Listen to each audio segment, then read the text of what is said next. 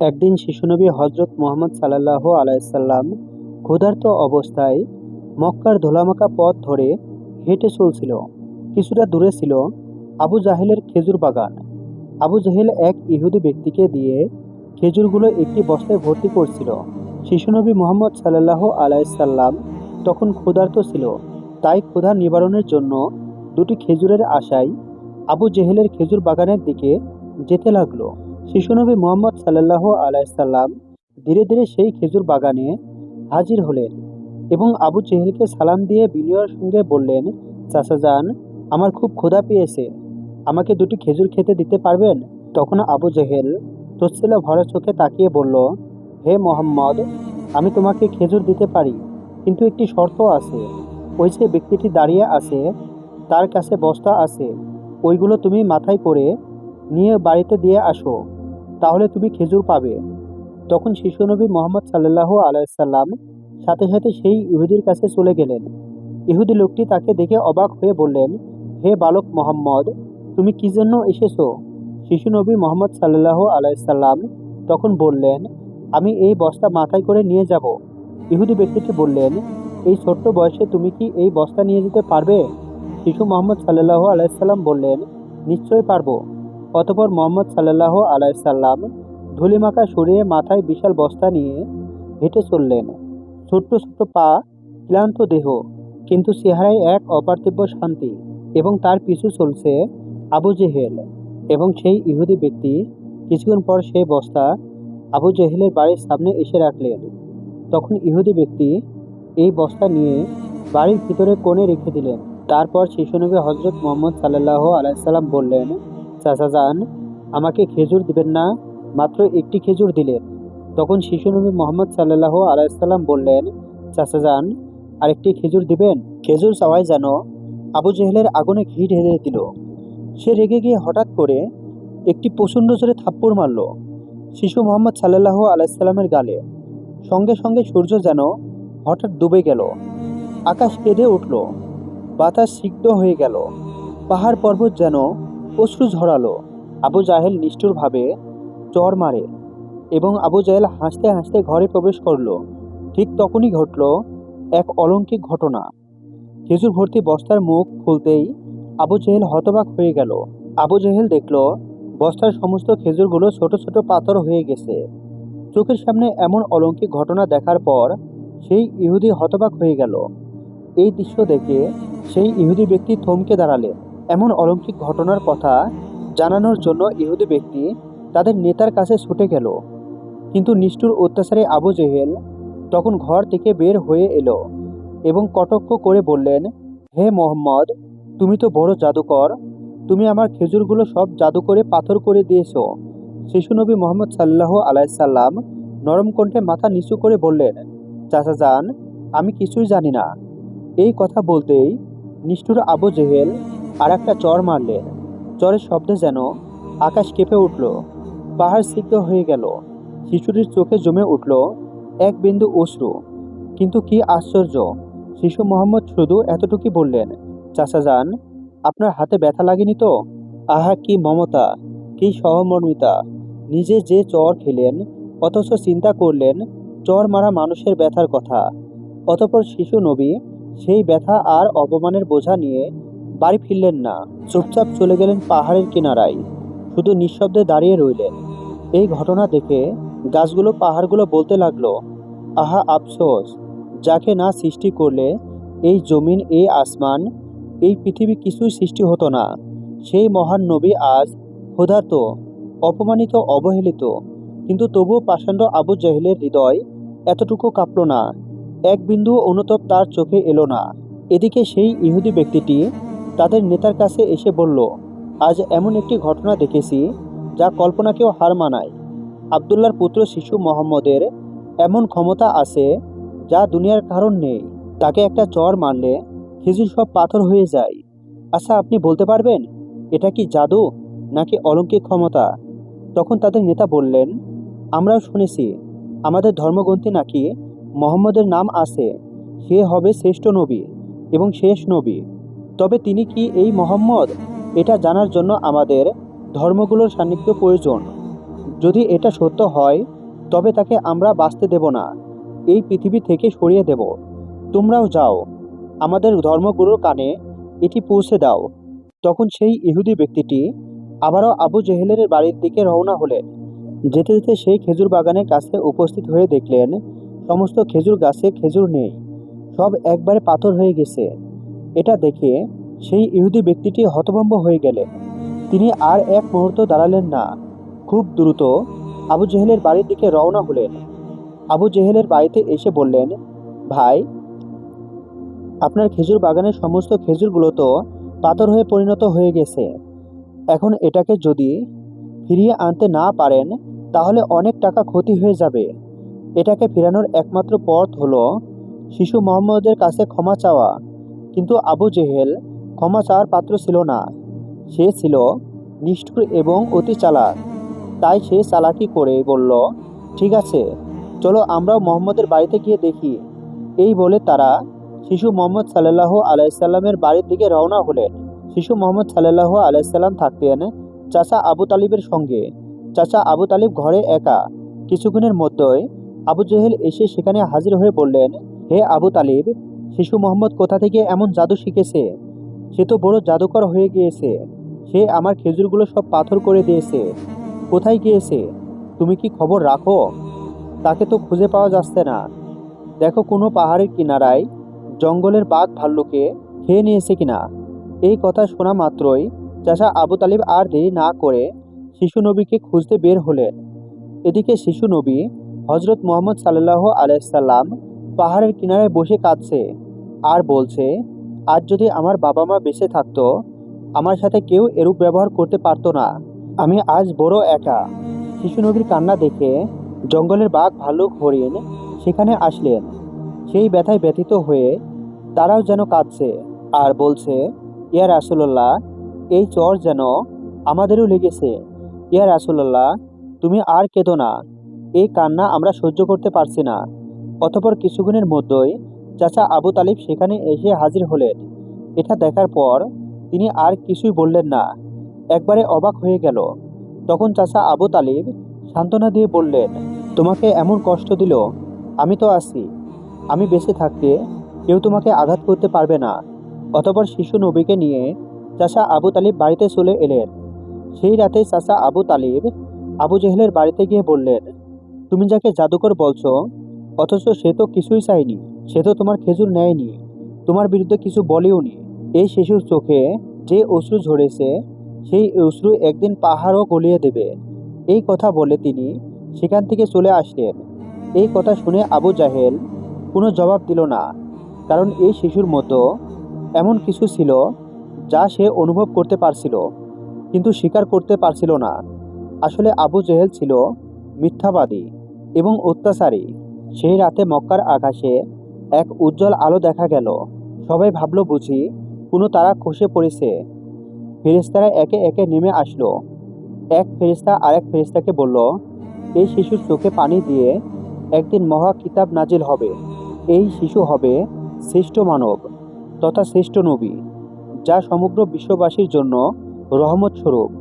এদিকে ইহুদি কাফেররা এই অলৌকিক ঘটনা শোনার পর নবীজিকে হত্যা করার ষড়যন্ত্রে লিপ্ত হয়ে যায়। কেননা তারা চেয়েছিল যে শেষ নবী তাদের বংশের মধ্যে জন্ম হোক, কিন্তু তা হয়নি। তাদের মধ্যে একজন ইহুদি তাদের ধর্মগুরুর কাছে গিয়ে সমস্ত ঘটনা খুলে বললেন। তখন তাদের ধর্মগুরু বললেন, আমি চিনেছি তাকে। সে সেই নবী যার বর্ণনা আমাদের কিতাবে আছে। তার দুটি চিহ্ন রয়েছে, একটি কাঁধে নবুয়তের মোহর, অন্যটি তার দৃষ্টিতে রহমত। অন্য একজন প্রশ্ন করল, তাহলে আপনি কি ঈমান আনবেন? তখন তিনি চুপ করলেন, মাথা নিচু করলেন। তারপর শুধু বললেন, আমরা চেয়েছিলাম আমাদের বংশে আসুক, তাই আমরা সত্যকে স্বীকার করব। অন্যদিকে প্রতি বছর চাচা আবু তালিব ব্যবসার উদ্দেশ্যে সিরিয়ায় সফর করতেন। সেদিনও চাচা আবু তালিব সিরিয়া সফরের উদ্দেশ্যে প্রস্তুত হচ্ছিলেন। ঠিক সেই সময় শিশু মোহাম্মদ সাল্লাল্লাহু আলাইসাল্লাম এসে বললেন, চাচা যান, আপনার সঙ্গে আমিও সিরিয়ায় সফরে যাব। শিশু মোহাম্মদের কথা চাচা আবু তালিব ফেলতে পারলেন না। অতঃপর পরের দিন ব্যবসার উদ্দেশ্যে শিশু মোহাম্মদকে নিয়ে চাচা আবু তালিব সিরিয়া সফরের উদ্দেশ্যে রওনা হলেন। এভাবে চলতে চলতে কয়েক মঞ্জিল পথ অতিক্রম করার পর বাণিজ্য কাফেলা শাম নামক একটি জায়গায় গিয়ে বিশ্রাম নিচ্ছিলেন। সেখান থেকে কিছুটা দূরে খ্রিস্টানদের একটি গির্জা ছিল। সেই গির্জায় খ্রিস্টানদের একজন ধর্মগুরু ছিল, যে সেই জামানার সবচেয়ে মহাপণ্ডিত ছিল। কাফেলা যখন আবারও চলতে শুরু করলো, তখন ওই খ্রিস্টানদের ধর্মগুরু লক্ষ্য করে দেখল কাফেলার সাথে সাথে যে সোজা শিশুনবী আছে, তার ঠিক মাথার উপর একখণ্ড মেঘ আছে, তার মাথার উপর ছায়া দিতে দিতে সরে আসছে। এটা দেখে তিনি অবাক হয়ে গেলেন। খ্রিস্টান ধর্মগুরু খুব শীঘ্রই তাদের ধর্মগ্রন্থ পড়ে বুঝলেন নিশ্চয়ই কাফেলার ভিতরে আখেরি জামানের শেষ নবী রয়েছে। তখন তিনি খুব দ্রুত তাদের একজন লোককে ডাকলেন এবং বললেন, তোমরা যাও, ওই কাফেলার সকলকে ডেকে আনো, তাদেরকে আমার দাওয়াত খাওয়াবো। এই কথা শুনে তারা সেখানে চলে গেল এবং তাদেরকে বলল, প্রিয় ভাইয়েরা, আমাদের ধর্মগুরু আপনাদের সকলকেই দাওয়াত করেছেন, এই দাওয়াত আপনারা কবুল করুন।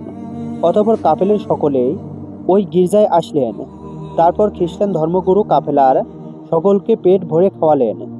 অতঃপর কিছুক্ষণ পর খ্রিস্টান ধর্মগুরু আবু তালিবকে বললেন, হে কাফেলার সর্দার, নিশ্চয়ই এই শিশুর মা বাবা ইন্তিকাল করেছে। আবু তালিব বললেন, হ্যাঁ, আপনার অনুমান সত্য, তারা ইন্তিকাল করেছেন। এখন আমি তাকে লালন পালন করি। খ্রিস্টান ধর্মগুরু তখন বলল, এ কাফেলার সর্দার, শুনে রাখো, আপনার ভাতিজা নিশ্চয়ই আল্লাহর শেষ নবী হবেন। তার পৃষ্ঠদেশে মহরের নবুয়ত খচিত আছে। তার প্রতি তুমি খুবই সতর্ক দৃষ্টি রাখবে এবং তাকে কোথাও একা যেতে দিবে না। কেননা ইহুদি নাসারগণ এটা জানতে পারলে বা চিনে ফেললে তারা শিশু মোহাম্মদকে প্রাণনাশের চেষ্টা করবে, এতে কোনো সন্দেহ নেই। তখন চাচা আবু তালিব বললেন, আপনি এই খবর জানেন কিভাবে? খ্রিস্টান ধর্মগুরু বললেন, আমি তাওরাত কিতাবে এই ঘটনার বর্ণনা পেয়েছি। তুমি যাও, তোমার ভাতিজিকে এখানে ডেকে আনো। তখন চাচা আবু তালিব শিশু মোহাম্মদকে সেখানে আনার জন্য চলে গেলেন। কিছুক্ষণ পর খ্রিস্টান ধর্মগুরু দেখলেন আবারও একটি কাফেলা রওনা হচ্ছে। তখন খ্রিস্টান ধর্মগুরু সেখানে গেলেন এবং তাদেরকে জিজ্ঞাসা করলেন, আপনারা কারা আর কোথায় কি জন্যই বা যাচ্ছেন? তখন তারা উত্তর দিল, আমরা রোম দেশের সৈন্য। আমাদের বাদশাহ আমাদেরকে পাঠিয়েছে যে দুনিয়াতে নাকি আখেরি নবীর আবির্ভাব হয়েছে অনেকদিন আগেই। আমরা তার সন্ধান করছি, তাকে খুঁজে পেলে হত্যা করে দেব। আপনি কি তার কোনো সন্ধান দিতে পারবেন? তখন খ্রিস্টান ধর্মগুরু বলল, তোমরা বৃথায় তাকে খুঁজে বেড়াচ্ছ। আল্লাহ তাআলা যদি সত্যই তার শেষ নবীকে দুনিয়ায় পাঠিয়ে থাকেন, তবে তো তিনি নিজেই তাকে হেফাজত করবেন।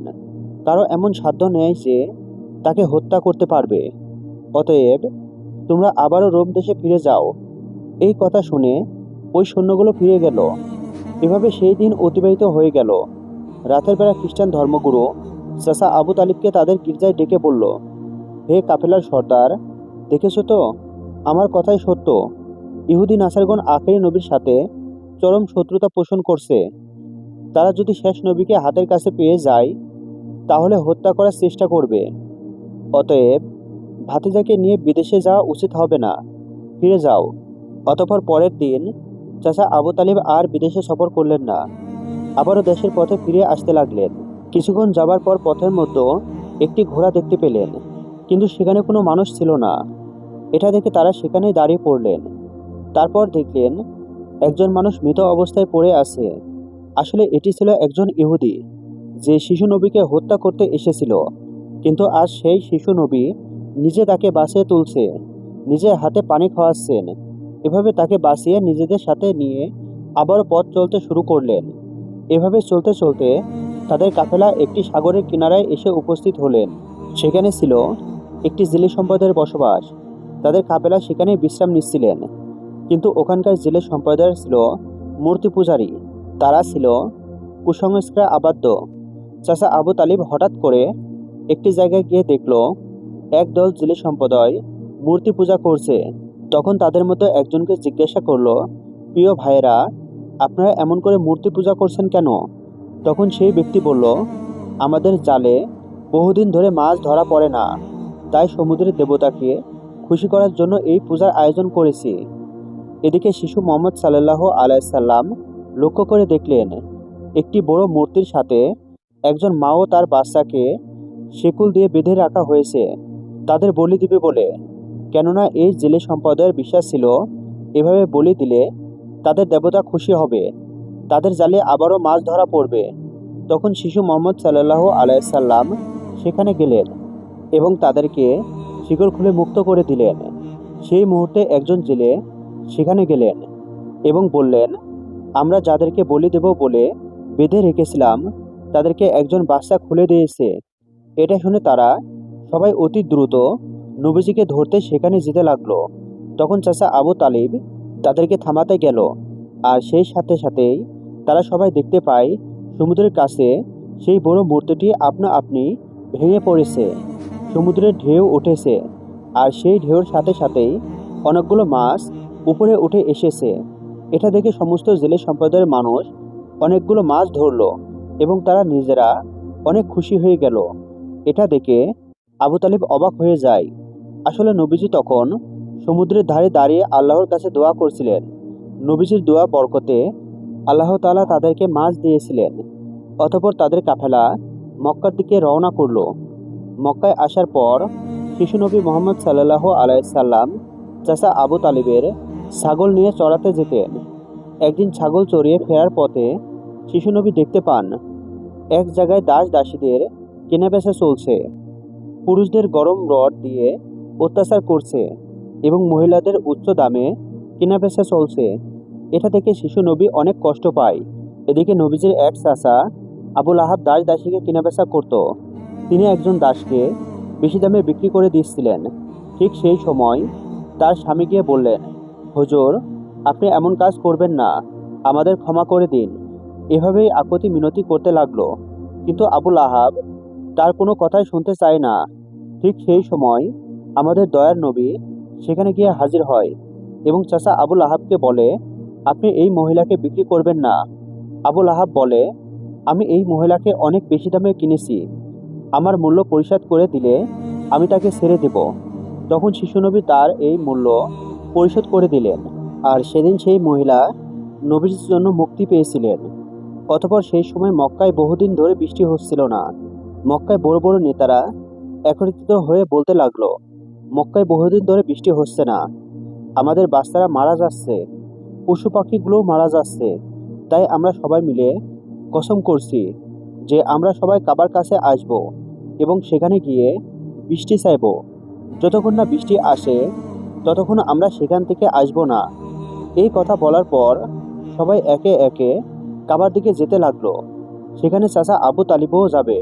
ঠিক এমন সময় শিশু মোহাম্মদ সাল্লাল্লাহু আলাইহি সাল্লাম চাচা আবু তালিবকে জিজ্ঞাসা করলেন, চাচা যান, আপনি কোথায় যাচ্ছেন? চাচা আবু তালিব বললেন, হে মোহাম্মদ, মক্কায় বহুদিন ধরে বৃষ্টি হচ্ছে না, একে একে সবাই মারা যাচ্ছে, তাই বৃষ্টির জন্য সবাই কাবার কাছে যাচ্ছি। তখন শিশু নবী বললেন, চাচা যান, আপনি আমাকে সাথে নিয়ে চলেন। তখন চাচা আবু তালিব বললেন, হে মোহাম্মদ, তুমি এখন ছোট, সেখানে মক্কার বড় বড় নেতারা থাকবে, আমি যদি তোমাকে নিয়ে যাই তাহলে সকালে আমাকে অপমান করবে। তখন শিশুনবী বললেন, চাচা যান, আপনি আমাকে সাথে নিয়ে চলেন, তারা যদি আমাকে সেখানে থাকতে না দেয় তাহলে আমি চলে আসব। শিশুনবীর মুখে এমন কথা শোনার পর চাচা আবু তালিব তার কথা ফেলতে পারলেন না। আসলে তিনি তাকে খুবই ভালোবাসতেন, তাই তিনি তাকে সাথে নিয়েই কাবার দিকে রওনা হলেন। কিছুক্ষণ পর তারা কাবার কাছে গিয়ে হাজির হলেন। দেখলেন কাবা ঘরের কাছে বড় বড় নেতারা হাজির হয়েছে। আশেপাশের পুরুষ মহিলা সবাই হাজির হয়েছে, কেননা তারা শপথ নিয়েছে বৃষ্টি না আসা পর্যন্ত কাবা ঘর আঁকড়ে ধরে রাখবে। মক্কার বড় বড় নেতারা বলতে লাগলো, হে আবু তালেব, তুমি কি জানো না আমরা এখানে শপথ করে এসেছি? তুমি এই শিশুটিকে কেন নিয়ে এসেছো? এখানে তো তার কোনো প্রয়োজন নেই। তখন আবু তালিব বললেন, হে মোহাম্মদ, তুমি পিছনের দিকে চলে যাও। এই কথা শুনে শিশু মোহাম্মদ পিছনের দিকে চলে গেলেন। অতঃপর মক্কার বড় বড় নেতারা একসাথে বলতে লাগলো, হে কাবাগরের শ্রেষ্টা, আমাদের পানির ব্যবস্থা করে দিন, আমরা আর পারছি না। এভাবে বলতে বলতে সারাদিন কেটে গেল, কিন্তু একটুও বৃষ্টি হলো না। সকাল গড়িয়ে দুপুর হয়ে গেল, বৃষ্টি এলো না। এদিকে কাবাঘরও গরম হতে শুরু করলো। এর মাঝে তিনজন গরম সহ্য করতে না পেরে গরমে অজ্ঞান হয়ে গেল। কিছু লোক তাদেরকে নিয়ে এক জায়গায় চিকিৎসার ব্যবস্থা করলেন। এদিকে একজন আবু তালেবের পিছনে আঁকড়ে ধরলেন। চাচা আবু তালেব তখন পিছন ফিরে দেখলেন শিশু মোহাম্মদ সেখানে দাঁড়িয়ে আছে। অত্যন্ত রেগে গেলেন এবং বললেন, হে মোহাম্মদ, তুমি এখানে কেন এসেছো? তখন মোহাম্মদ বললেন, চাচা যান, আমাকে আসতে দিন। আমি আসলেই মহান আল্লাহ তাআলা পানি বর্ষণ করবেন।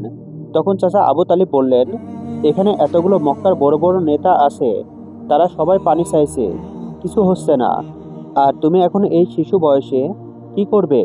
তুমি চাইলে পানি হবে? এটা অসম্ভব। তুমি পিছনের দিকে চলে যাও। এই কথা শুনে শিশু নবী আবারও পিছনের দিকে চলে আসলেন।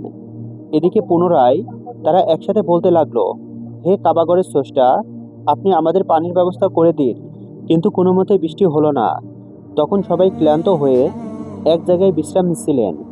চাচা আবু তালেব পিছনে লক্ষ্য করে দেখলেন আবারও শিশু নবী সেখানে হাজির। তিনি অত্যন্ত রেগে গিয়ে বললেন, হে মোহাম্মদ, তুমি আবারও কেন এসেছো? শিশু মোহাম্মদ বললেন, চাচা যান, আমি তো আপনার ঘাম মোছাতে এসেছি। এই কথা শুনে চাচা আবু তালেব নবীজির ওপর প্রচণ্ড মায়া লাগলো এবং তাকে জড়িয়ে ধরলেন। তখন শিশু মোহাম্মদ আবারও বললেন, চাচা যান, আমাকে একটিবার কাবা ঘরের কাছে যেতে দিন। আমি গেলে আল্লাহ তাআলা পানি বর্ষণ করবেন। যেখানে থাকা মক্কার নেতাদের মতো একজন কথাটি শুনতে পেল। শিশু মোহাম্মদ চিৎকার করে বলতে লাগলো, হে মক্কার মানুষেরা, চেয়ে দেখো, পানি চলে এসেছে। সেখানে থাকা সমস্ত লোকেরা অবাক হয়ে বলতে লাগলো, কোথায় পানি এসেছে? এখানে তো আমরা সবাই গর্বে মারা যাচ্ছি, আর তুমি বলছো পানি চলে এসেছে? তাদের মধ্য থেকে একজন বলল, হে মোহাম্মদ, তুমি এগিয়ে যাও। কিন্তু অন্য নেতারা বলল, আমাদের মতো বড় বড় নেতা থাকতে যদি এই শিশু মোহাম্মদ সামনে চলে যায়, তাহলে আমাদের মান সম্মান সব চলে যাবে। অতঃপর অনেক আলোচনার পর শিশু মোহাম্মদকে কাবাঘরের সামনে যাবার অনুমতি দেওয়া হলো।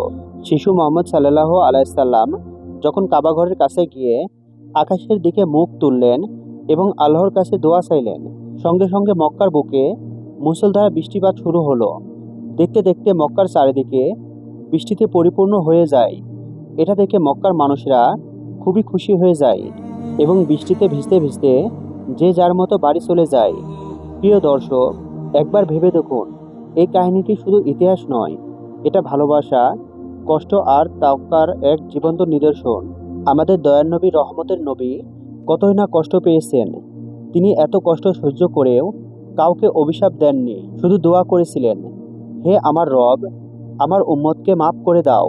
তারা জানে না আমি কে। এই সেই নবী যার ভালোবাসা ছাড়া জান্নাতের দরজা খুলবে না। যেই নবী সৃষ্টি না হলে পৃথিবীর সৃষ্টি হতো না।